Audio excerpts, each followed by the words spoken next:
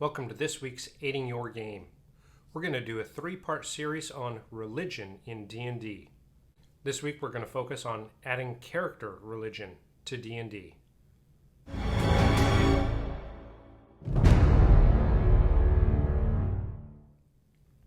Before we jump into this, make sure you go down and hit that subscribe button, hit that thumbs up, leave a comment, and share this video to help us grow.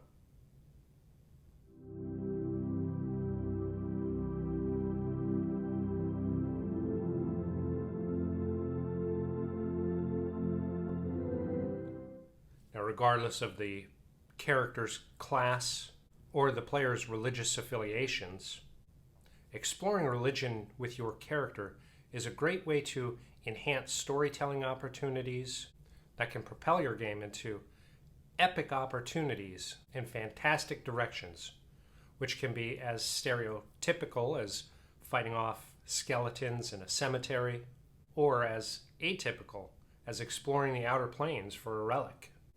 Religious tropes are not as often explored as other tropes in the Dungeons & Dragons game. Let me give some examples on how you can incorporate some religious elements into your character by using just the basic rules.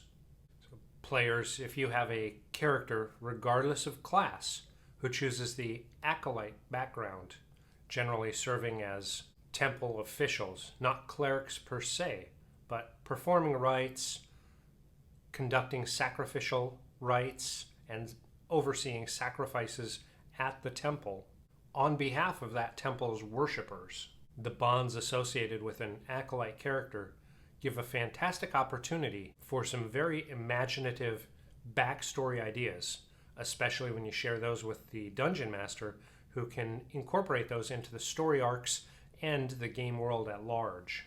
The bonds of the acolyte tie into a broader network of temples and temple possibilities in your game. For a criminal or spy background, if your DM allows it, can that criminal or spy organization be members or leaders of a temple or a religious faith? Think of a criminal organization that follows a trickster or a death domain god. A lot of the skills and class features that play into that character could definitely be used by those type of temple officials and affiliates. Even a war domain could greatly benefit from having a criminal operative in their ranks. Think about how that would affect the backstory of your character, what they've been hired to do, what their specialty is, and how the temple or religious sect would utilize that character and drive some of those backstory elements, ultimately leading them to an adventurer's life.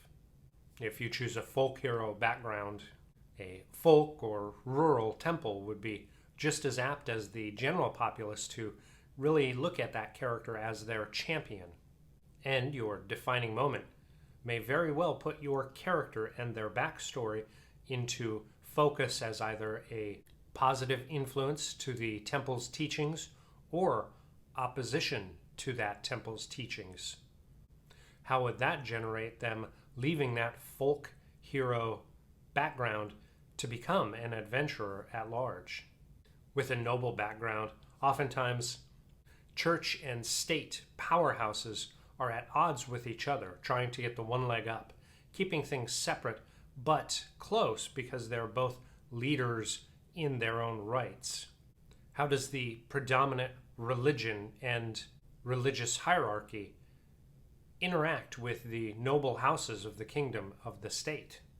Playing on the flaws of the background in how they interact with religious affiliates and religious context adds a rich area of play for you as a player, as well as for your dungeon master in building story arcs to tie in elements of your background to the religious elements in their world. If you choose a sage background, that scholarly background is vested in learning and achieving knowledge, finding lore and expanding the opportunity of learning and understanding of the multiverse.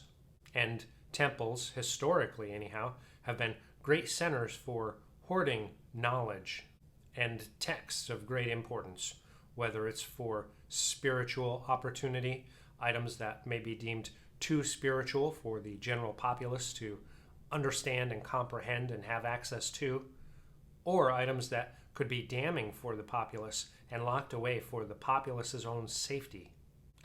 Like the movie The Name of the Rose, oftentimes learning centers and temples are lockstep in containing knowledge, lore, texts, scriptures, manuscripts, and collections of knowledge.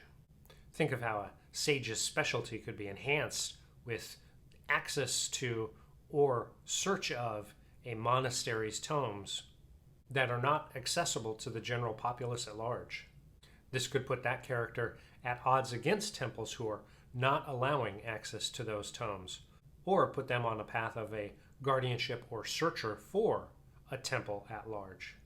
And if you choose the soldier background, rather than just being a part of a military unit working for a kingdom or state, from guarding holy temples to going out on campaigns and crusades, temples can hire, train, and enlist soldiers to benefit their end goals, whether that be to gain power, establish more control, spread their words, or keep folly at bay. If your soldier background were serving a temple rather than the state, think of how the flaws or even the bonds impact future service or lack thereof to such temple.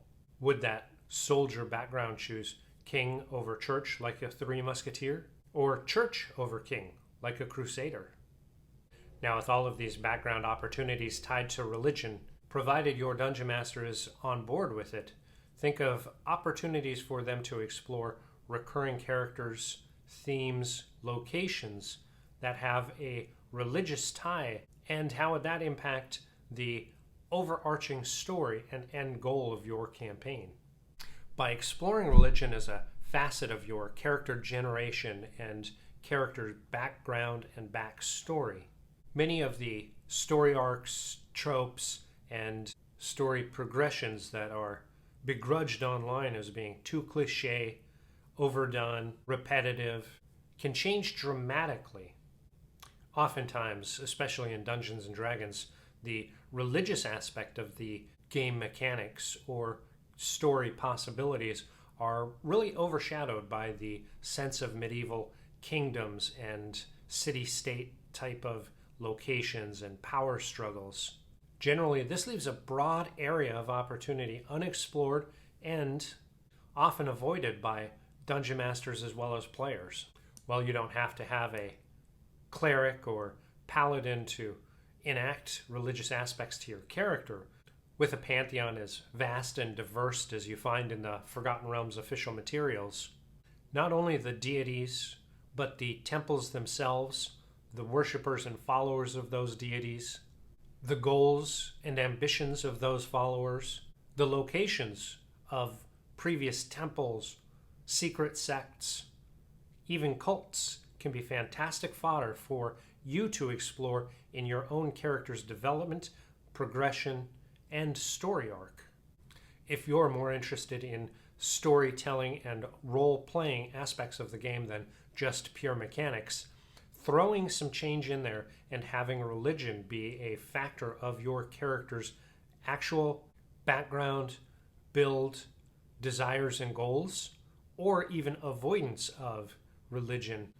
The religious aspects of the game can be a fantastic area for you to explore creative ways to delve your character into different ideas and concepts, and ultimately explore opportunities that most dungeon masters don't get an opportunity to flesh out or play in, or even have a whole lot of opportunity to present to you as the players, because generally it's so often overlooked.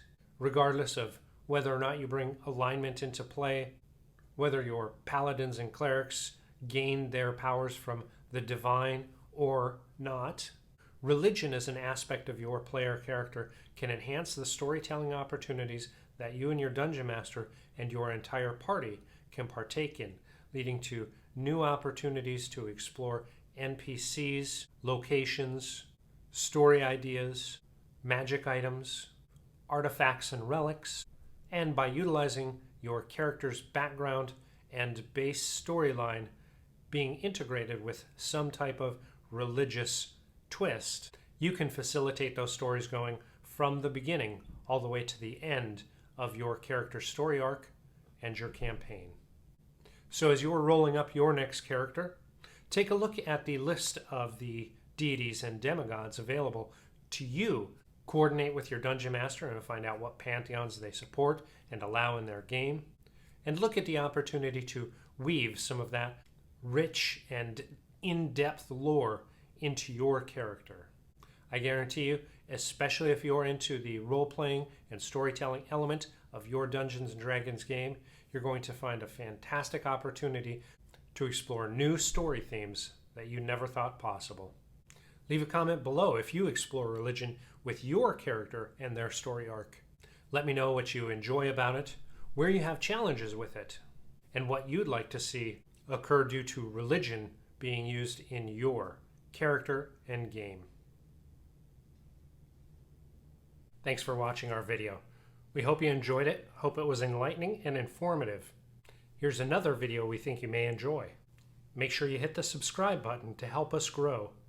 Remember, we launch new videos every week to try to help you answer the question of where will your adventures take you.